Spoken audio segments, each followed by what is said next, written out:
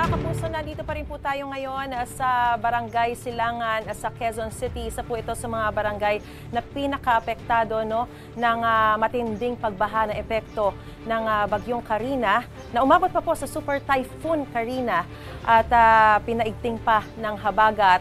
At dito nga po sa Quezon City, abot sa 92 na mga barangay yung mga apektado sa mga sandali pong ito. Base po sa impormasyong ibinigay po sa atin, ay aabot pa rin po sa 2,053 yung mga pamilya at 8,213 na individual yung mga inilikas sa iba't iba pong mga evacuation center. Sa nakikita po natin sa inyong mga screen ay pinagkalooban po sila o binigyan sila ng mga modular tents para mas maging maayos po yung kanilang sitwasyon sa mga evacuation center. Papakita ko lang po sa inyo mga kapuso, yung nasa likuran ko, makikita nyo yung dalawang boats po rito na nakasalansan pa rin. Ito yung mga ginamit kahapon sa pag-rescue ng mga residente. Dahil mga kapuso, umabot po hanggang sa lagpas tao yung baha rito. At meron nga po silang lubid na inilagay para may mahawakan sila habang tumatawid dun sa baha. At sa paglalakad po natin dito sa kalsada, makikita rin natin yung mga tahanan na nakasarado dahil karamihan po sa kanila ay nasa evacuation center pa rin. At yung mga gamit nila na pinasok ng baha sa loob ng bahay ay nilabas na po muna nila para kanilang mapatuyo.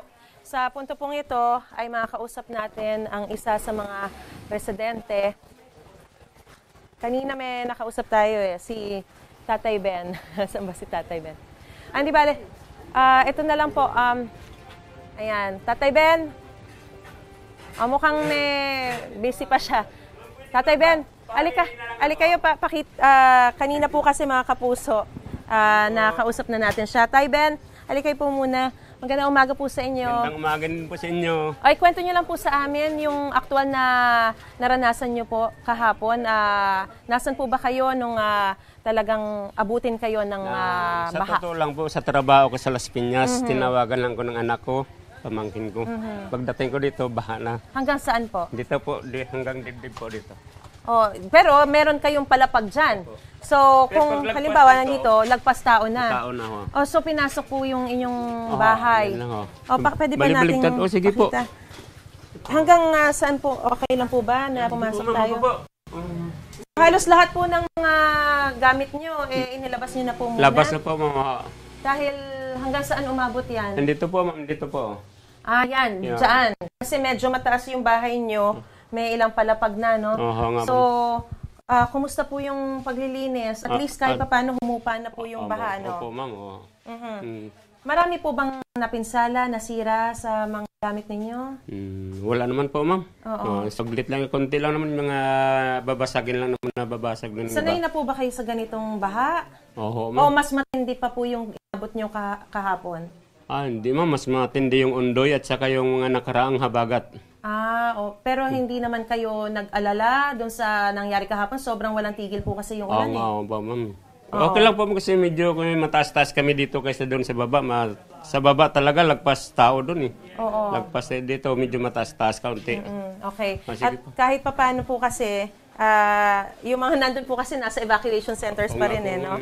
Oo. Nandun din yung pamilya ko sa evacuation po, ma'am. Nandun pa rin po sila? Paglilinis lang po. Sige. So marami pong mga kapuso, actually, yung mga katulad ni Tatay Ben, yung ilan sa kanila, yung mga padre de pamilya, umuwi muna sa kanilang mga tahanan para siguraduhin na maayos pa rin yung kalagayan ng kanilang mga tahanan, yung kanilang mga gamit. Samantala sa mga evacuation center naman po, nagkaloob ng mga hot meals at mga hygiene kits na ipinamahagi sa mga evacuees para maging maayos pa rin yung kanilang kalagayan.